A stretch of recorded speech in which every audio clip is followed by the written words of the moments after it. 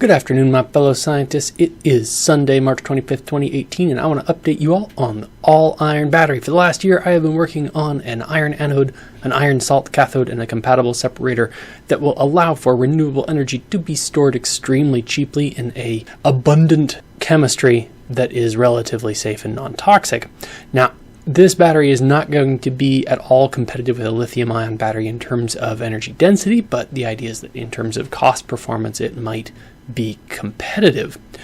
At this point, I have tried a whole bunch of different iron salts for the cathode. Iron wire is quite adequate for the anode, and I've come back to the iron-EDTA salt.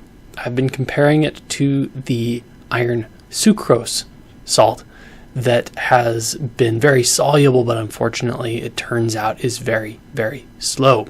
What do I mean by slow? I mean that if you make a battery with that much sugar in it, the molecules are restricted so heavily that they take a long time to get to the electrode, and thus the current that you can draw from that battery is about 100 times lower than that with an iron-EDTA cell, built the same way with the same rough concentrations.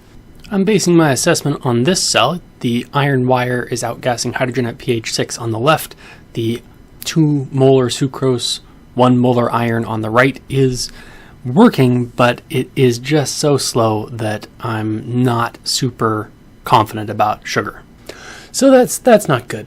I got a great suggestion from the comments, however, that I could avoid the problems with EDTA by just saturating the EDTA with iron. It's a really clever idea, so I've been working on that.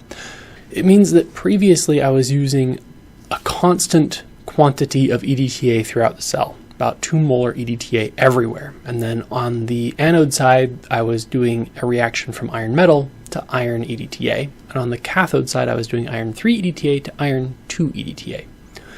The problem there is all that free EDTA at the anode side was eating the anode, even when I wasn't using the battery. That won't work. But if you saturate the EDTA on the anode side with iron, then it's not available to eat the anode. And instead of going from iron to iron EDTA, you go from iron to iron hydroxide, which is totally fine. Meanwhile, if diffusion happens across the separator, it doesn't poison the cell. So if you try to keep all the iron EDTA on one side of the cell, inevitably it's going to get across and it's going to ruin the battery. So this way, there's no concentration gradient. Iron EDTA is everywhere, but both the anode and cathode can function independently with their own reactions. So it's a really nice compromise, and so I set up that cell and it looks like this, and it has been working for overnight and a day and a half or so, and is actually performing quite well.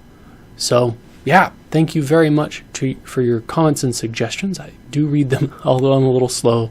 In the meantime, if you're interested in this kind of thing, please tune in next week. We're going to have more progress because I've got 2 undergraduates who are working on this. I've got 1 undergrad cooking up 3 more comparison cells. That's going to be sucrose, fructose, EDTA, sulfate. We'll see what we can compare. Until then, we shall see you next week.